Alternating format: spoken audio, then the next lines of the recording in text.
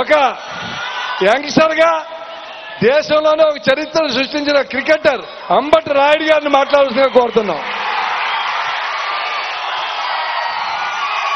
చాలా సంతోషంగా ఉంది ఈరోజు కైకలూరు వచ్చి పవన్ అన్నతో పాటు ఆంధ్ర రాష్ట్రాన్ని మార్చటానికి మనము మంచి ప్రగతి బాట పట్టటానికి నా వంతు శ్రేయస్సు నేను కూడా చేస్తానని మీ అందరికీ కూడా చెప్తున్నాను. పవన్ అన్న మన అందరికీ కూడా ఒక ఇన్స్పిరేషన్. 10 ఏళ్లగా మొత్తము జీవితాంతము మీ అందరి కోసం పనిచేయాలని పూనుకుని మీ అందరి కోసం ఈరోజు ఎండలో నుంచుని మీకోసం వచ్చారు. మీరు ఎవరిని ఎన్నుకున్నా బీజేపీ వాళ్ళనైనా టీడీపీ వాళ్ళనైనా మీ ఎంపీల్ని జనసేన వాళ్ళనైనా పవన్ అన్న ముందు నుండి మీకు కావాల్సినట్టుగా ఈ రాష్ట్రాన్ని నడిపిస్తారని నేను పూర్తిగా నమ్ముతున్నాను. వైసీపీ ప్రభుత్వము మీ అందరికీ ఏమి చేయడానికి సిద్ధంగా లేదు.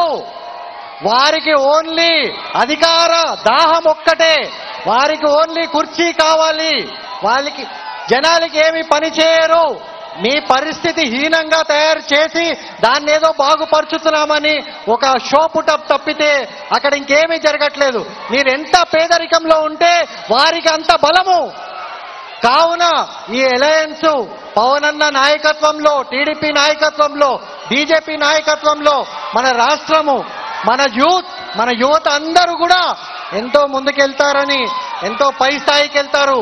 మన రాష్ట్రం అభివృద్ధి చెందుతుంది, అన్ని రంగాల్లో అభివృద్ధి చెందుతుంది అని నేను పూర్తిగా నమ్మి మీ అందరికీ నేను ప్రార్థన చేస్తున్నాను.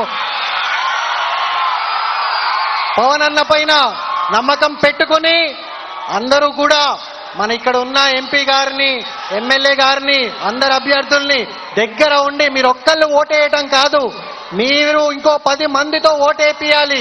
ఇదొక విప్లవం లాగా ఏపియాలి. ఈ ఎలక్షన్ ఆంధ్రప్రదేశ్ మార్పు చెందడానికి ఒక విప్లవము. ప్రతి ఇక్కడ వచ్చిన పెద్దవాళ్ళు, యువత, మహిళలు మీ అందరికీ నేను చెప్పేది ఒకటే, మేము జీవితంలో అన్ని వదులుకొని మీకోసం ఈ పట్టడి ఎండలో మీకోసం ఎందుకున్నాము? మన రాష్ట్రం బాగుపడాలి. మనందరం యువత మన రాష్ట్రాన్ని ముందుకు తీసుకెళ్లే నాయకుడు మన పవన్ అన్న. ఆయన పైన నమ్మకంతో మనం ఉన్నాము. మీరందరూ కూడా ఆయన్ని నమ్మి ఈ అలయన్స్ ని గెలిపించి మన రాష్ట్రాన్ని ఒక బంగారు బాట